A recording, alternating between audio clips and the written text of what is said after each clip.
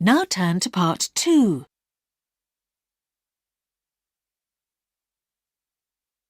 You will hear a man called Peter Green talking about a group expedition he went on to the South Pole for a TV documentary.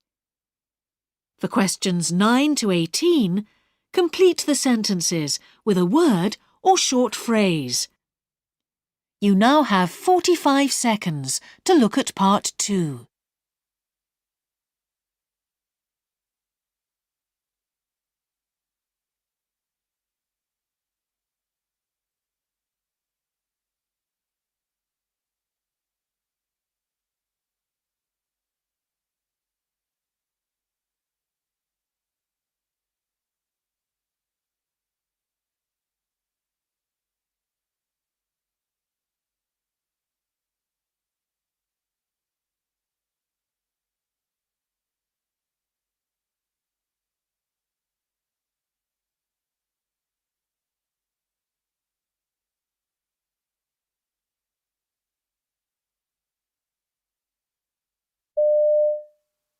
Hi, my name's Peter, and I'm going to talk about how I ended up in a TV documentary about going to the South Pole. Basically, what happened was I spotted an online advert asking for people to apply for the trip of a lifetime.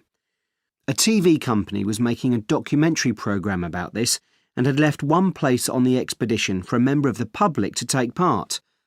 I applied, as in my work as an engineer, I'd worked with an environmentalist who'd really inspired me with his tales of the South Pole. To my great surprise, I was accepted. The TV company were keen to make the documentary unusual, for example, concerning the transport.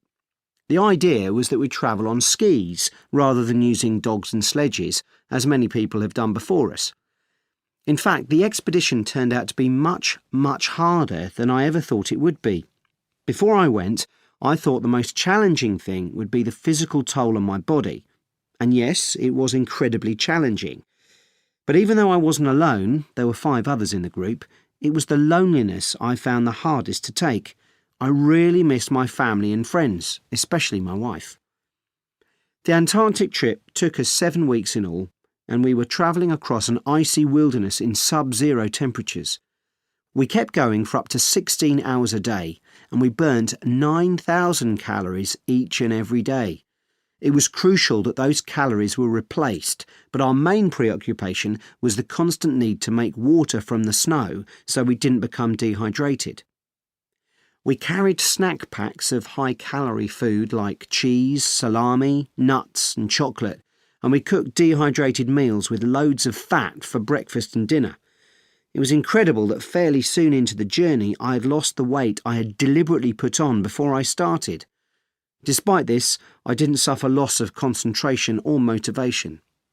However, by the time we reached the South Pole, I was beginning to suffer from exhaustion, and I was afraid that my toes would be permanently damaged by the freezing temperatures. Luckily, the special gloves I wore saved my fingers from having the same problem. My teammates suffered too. Of course, we all found the temperature difficult to take, but one of our group, John, suffered the most health problems. He developed a chest infection, and the altitude didn't help that at all. Neither did the fact that we rarely had a rest because we needed to keep walking. This took us all by surprise, as John had been the fittest and most well-prepared member of the team before we started. At various points on the journey, we had breaks. At the halfway point, we were examined by doctors, and John was nearly forbidden from continuing. He was only given permission to carry on at the last minute. If he hadn't been allowed to carry on, that would have been the end of the whole adventure. Lots of people have asked me why I went. It's a difficult question to answer. When I was travelling, all I could think about was getting through each day, and then when we got to the South Pole, rather than feeling a sense of achievement, I actually felt relief. It was an amazing experience. It's so incredible when you think that we survived for so long in such a physically and mentally demanding environment, which I can only call alien. I don't think I'll want to go back there for quite some time.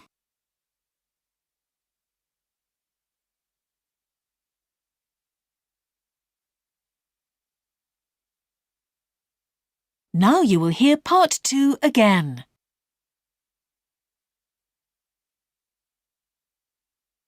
That is the end of part 2.